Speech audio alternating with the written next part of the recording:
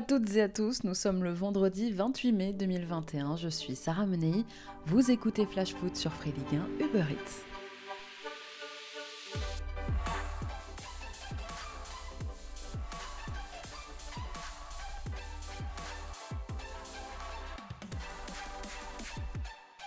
Nantes fait un premier pas vers son maintien. Hier soir au Stadium, dans un match animé dans l'ensemble, ce sont finalement les Canaries qui se sont imposés face au TFC en barrage aller. À cette occasion, les deux entraîneurs Antoine Comboiré et Patrice Garande avaient aligné leurs équipes types.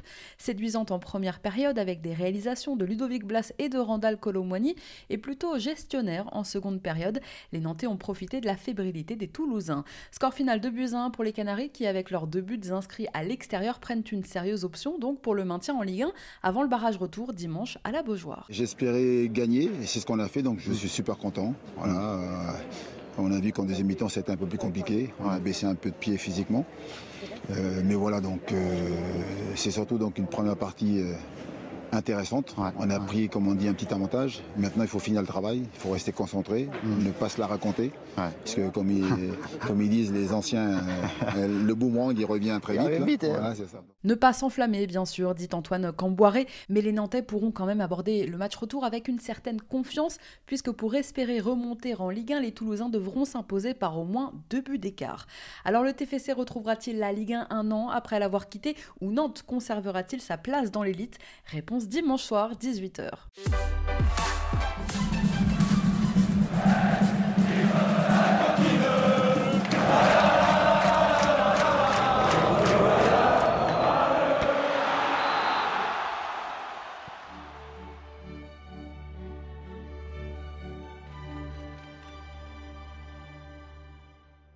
C'est la dernière fois de la saison que vous entendrez cette douce petite musique. Samedi soir à Porto, Manchester City et Chelsea s'affrontent dans une finale 100% anglaise de la Ligue des Champions. Alors cette finale, c'est notamment la revanche de 2 hommes, un peu la revanche de Thiago Silva, déjà poussé vers la sortie par le Paris Saint-Germain qui ne comptait plus sur lui après 8 ans de bons et loyaux services et un brassard de capitaine riche quand même de 23 trophées. Il retrouve donc finalement avec Chelsea la finale de la Ligue des Champions alors que Paris s'est arrêté, je vous le rappelle, au stade des demi cette saison. Et puis Thiago Silva prouve surtout qu'à 36 ans, eh bien, il a encore les qualités, le Brésilien, pour évoluer au plus haut niveau. Souvenez-vous de ce que disait l'ancien capitaine du PSG après la qualification de Chelsea d'ailleurs en finale. Malheureusement, hier, Paris n'ont pas réussi à faire le boulot. C'était triste pour les joueurs, tout ça. Vraiment, pour moi, c'était triste pour eux. Mais nous sommes contents ici. Avec l'arrivée de Thomas Tuchel, je pense qu'il y a beaucoup changé de choses et je pense qu'on a mérité de faire le résultat qu'on a fait aujourd'hui, de continuer comme ça, avec une bonne performance tous les week-ends. Je pense qu'ici, c'est un peu plus différent parce que tous les week-ends, on joue un match de Ligue des Champions. Et je pense qu'à la fin, tu es mieux préparé pour le match. Non, ce n'est pas une revanche. Je pense que le club a fait son choix de me laisser partir, de dégager tout aussi. Mais je pense que c'est difficile d'expliquer, mais ils ont fait ce choix-là. Pour moi, c'était triste, mais le plus important maintenant, que nous sommes contents ici avec Chelsea. J'espère qu'on peut gagner cette année la Ligue des Champions, que c'est notre rêve aussi. À la revanche de Thiago Silva s'ajoute celle aussi, il en a parlé, de Thomas Tuchel, viré du Paris Saint-Germain en 2 minutes, ce sont ses mots, à la veille de Noël. Et bien 5 mois plus tard, Tuchel est aujourd'hui donc le premier entraîneur à atteindre 2 finales consécutives de la Ligue des Champions avec 2 clubs différents. Il offre aux supporters des Blues une finale européenne qui les attendait depuis 9 ans. Et en championnat, il a réussi Tuchel à relancer le club londonien et à arracher une qualification pour la prochaine Ligue des Champions. Depuis son arrivée en Première Ligue, le manager allemand a littéralement transformé Chelsea. Il emmène avec lui des joueurs qui adhèrent à son projet, les mêmes qui avaient tant de mal il y a encore quelques mois sous la houlette de Frank Lampard. Alors moins d'1 an après la tristesse de Lisbonne et la défaite du PSG en finale contre le Bayern, Qui aurait pu imaginer que les deux hommes se retrouveraient à vivre une telle aventure en Ligue des Champions? Si Thiago Silva a refusé de parler de revanche, Paris sait aussi, et notamment depuis la finale de l'an passé et le but de Coman, que l'on n'est jamais autant trahi que par ses ex. Côté City, 10 ans après, Pep Guardiola retrouve donc une finale de Ligue des Champions. C'est dire la difficulté de l'exercice. Tout juste auréolé du titre de champion d'Angleterre, Pep essaiera enfin de ramener la tant attendue coupe chez les Sky Blues. 5 ans après son arrivée en Première Ligue, c'est la première finale de C1 de l'histoire du club. Les Citizens, rachetés en 2008 par des investisseurs émiratis d'Abu Dhabi, touchent enfin du doigt leur rêve de sacre européen. Comme au PSG avec les Qataris, finalement, les Mancuniens veulent faire partie des très grands d'Europe et ça passe nécessairement par une victoire en Ligue des Champions.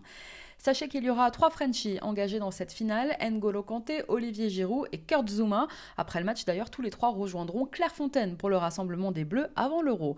Incertain en raison d'une blessure aux côtes, le gardien de Chelsea, l'ancien Rennais Edouard Mendy, s'est entraîné normalement en cette fin de semaine. Même chose pour N'Golo Kanté qui était lui légèrement touché aux adducteurs. Les 2 joueurs devraient pouvoir tenir leur place demain soir. Sachez enfin que jusqu'à 16 500 spectateurs pourront assister samedi à cette finale entre Manchester City et Chelsea. Les autorités portugaises ont autorisé 33% du public. La finale a été délocalisée puisqu'initialement prévue à Istanbul, l'UEFA avait dû chercher une solution de repli lorsque le Royaume-Uni avait imposé début mai de fortes restrictions de voyage vers la Turquie. Alors l'instance avait d'abord tenté de déplacer la rencontre forcément en Angleterre, mais encore fallait-il que Londres permette aux médias, aux officiels et aux invités d'entrer sur son territoire sans quarantaine. Faute d'obtenir cette dérogation de la part du gouvernement britannique, la fédération portugaise avait proposé son aide à l'UEFA, comme en août dernier, finalement, lorsque Lisbonne avait accueilli le Final 8. L'UEFA a alloué 6 000 billets à chaque finaliste, donc 6 000 supporters de Chelsea, 6 000 supporters de City, s'y ajoutent les traditionnelles invitations et 1 700 billets réservés au grand public, vendus depuis lundi, selon le principe du premier arrivé, premier servi. Crise sanitaire oblige, l'accès au stade do Dragão nécessitera la preuve d'un test négatif au Covid, et les spectateurs venus de l'étranger devront respecter les conditions d'entrée sur le territoire portugais.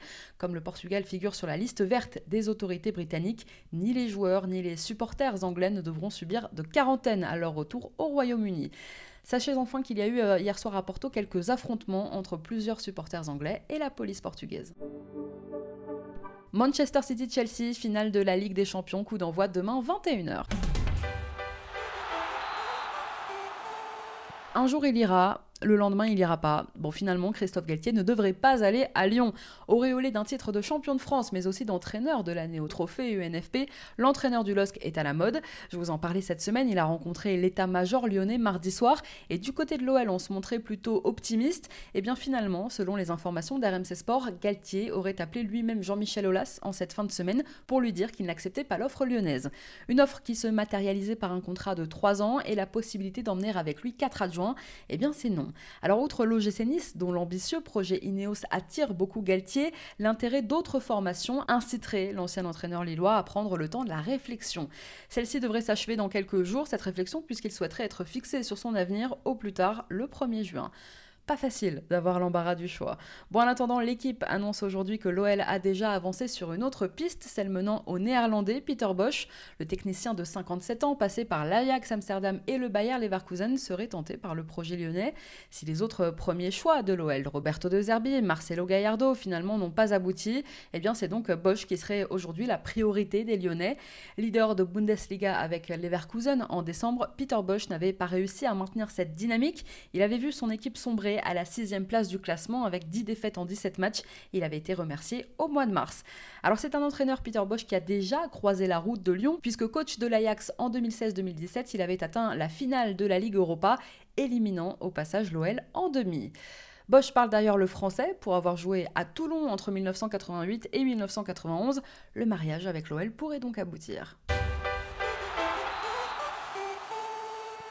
Et puisqu'on parle de coach, le départ de Zinedine Zidane du Real Madrid va-t-il changer la donne dans le dossier Mbappé ?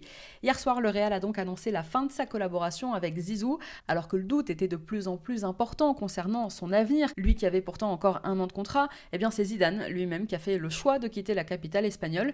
Et forcément, suite à ça, eh bien la question est de savoir si ça pourrait impacter ou pas le dossier Mbappé. Lié au Paris Saint-Germain jusqu'en 2022, Kylian Mbappé n'a toujours pas prolongé. Il faut dire que le Real ne le lâche pas et en a fait une priorité pour insuffler un nouveau souffle au projet merengue. À en croire la presse espagnole aujourd'hui, la décision de Zidane de quitter le Real ne devrait avoir aucune conséquence dans le dossier Mbappé, puisque son intérêt pour la Casablanca irait au-delà du cas Zizou, d'autant que Kylian Mbappé peut compter sur Raphaël Varane, sur Ferland Mendy ou sur Karim Benzema, bien sûr pour faciliter son intégration à Madrid. Alors sans Zidane, Mbappé ira-t-il quand même au Real ou pas? Réponse à la fin de l'été. Deux dernières infos dans ce flash foot du jour. L'Olympique de Marseille a annoncé ce matin la prolongation d'Álvaro González. Le défenseur central espagnol, arrivé d'abord en prêt à l'été 2019, a signé un nouveau contrat d'une saison supplémentaire. Il est désormais sous contrat avec le club jusqu'en 2024 et Jorge Sampaoli compte donc bien sur Álvaro pour la saison prochaine. Et puis ça y est, c'est officiel pour Mike Maignan, grand artisan du titre de champion de France du LOSC. Maignan, à qui il restait un an de contrat dans le nord de la France, quitte Lille pour rejoindre l'AC Milan. Les Rossoneri, qui vont retrouver la Ligue des Champions la saison prochaine, ont déboursé pas moins de 15 millions d'euros pour attirer le gardien français. Présent à Clairefontaine en ce moment pour préparer l'Euro avec les Bleus, Maignan s'est exprimé en conférence de presse. Tout d'abord, j'ai échangé avec Paolo et Federico. Ils m'ont parlé du projet qui me correspondait et j'ai bien aimé leur discours et l'approche du Milan AC. Donc j'ai fait la décision avec mes proches d'aller à l'AC Milan. En France, j'ai grandi, j'ai beaucoup appris à Lille. J'ai fait plusieurs saisons, j'ai connu beaucoup d'émotions. Donc pour moi, c'était le moment de faire un changement. J'arrive pas pour faire oublier Donnarumma, c'est l'enfant du club. Je viens pour faire mon travail, rester professionnel et donner le meilleur de moi-même. Paolo Maldini, évidemment, le directeur technique du Milan. Alors Maignan s'est engagé avec les Rossoneri pour 5 ans, soit jusqu'en juin 2026. Il portera le numéro 16. À Milan, Mike Maignan va notamment retrouver Zlatan Ibrahimovic qu'il avait croisé au Paris Saint-Germain. Et puis il va falloir maintenant pour les Dogs lui chercher un successeur, évidemment. Lille compte pour l'instant 5 autres gardiens sous contrat, dont le grec Orestis Karnesis et l'enfant du club, le jeune Lucas Chevalier, 18 ans. Mais le LOSC, qui défendra son titre en Ligue 1 et disputera la Ligue des Champions la saison prochaine, aura sans doute à cœur de trouver sur le marché un gardien de la même stature que Maignan. Merci à tous d'avoir été avec nous, c'était Sarah Menei. Vous écoutiez Flash Foot sur Free Liga Uber Eats. On se retrouve lundi, très bon week-end à tous.